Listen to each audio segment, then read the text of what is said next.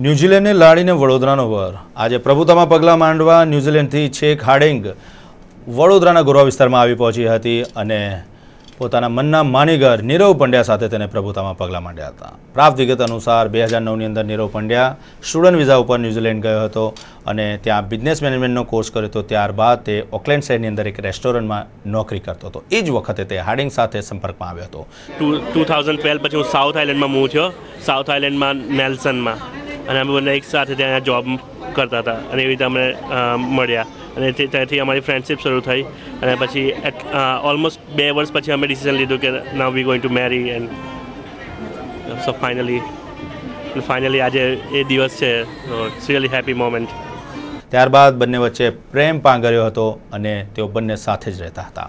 Live and રિલેશનશિપમાં સાથે રહેનારા બંને એ પછી 2014માં નક્કી કર્યું કે હવે તેમને લગ્ન કરી લેવા જોઈએ। હાર્ડિંગ મૂળ વિયેતનામની રહેવાસી છે। તેના પરિવાર સાથે અત્યારે ન્યૂઝીલેન્ડના નેલ્સન શહેર ખાતે રહે છે અને નીરવ સાથે સંપર્કમાં આવ્યા બાદ તેને નક્કી કર્યું હતું કે નીરવ સાથે તેને લગ્ન કરવા છે। ન્યૂઝીલેન્ડથી તે છેક વડોદરાના ગોરવા વિસ્તાર સુધી આવી પહોંચી હતી અને હિન્દુ સંસ્કૃતિ પ્રમાણે આજે વિધિવત નીરવ પંડ્યા સાથે લગ્ન ગ્રંથિથી જોડાઈ હતી। Well, the first time we met, it was about 3 years ago, and it took us probably about 2 years to be together and make decision to get married. And lucky us because we got here in India and being with family, enjoy our wedding ceremony today. Yeah? Yeah? What else? And how do you feel about this traditional wedding? At the moment, I'm really happy and really enjoy this moment with family and all friends. And thank you so much everyone for coming here and all the best all the best wishes that family and friends are given to us.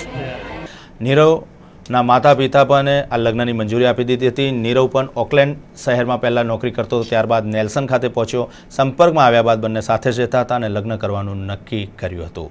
ન્યૂઝીલેન્ડથી છેક આજે Hardinge લગ્ન કરવા માટે ગોરવા વિસ્તારમાં આવી પહોંચી હતી। હિન્દુ સંસ્કૃતિ વિયેતનામની સંસ્કૃતિ સાથે કંઈક મેળ ખાતી આવે છે। આજે તેને મંગલસૂત્ર પહેર્યું હતું। હિન્દુ સંસ્કૃતિ પ્રમાણે મંત્રોચ્ચાર વચ્ચે લગ્ન વિધિથી જોડાઈ હતી। તેને સિંદૂર અને માથે ચાંદલો પણ લગાવ્યો હતો અને ભારતીય સંસ્કૃતિ પ્રમાણે જ તેને વસ્ત્રો પરિધાન કર્યા। તેને જણાવ્યું હતું કે અમારી પણ સંસ્કૃતિ પારિવારિક ભાવના સાથેની છે। બધા પરિવારની સાથે જ રહેતા હોય છે। ભારતીય સંસ્કૃતિને મેળ ખાતી આવી સંસ્કૃતિ છે અને હિન્દુ સંસ્કૃતિ માટે તેને ખાસ લગાવ છે।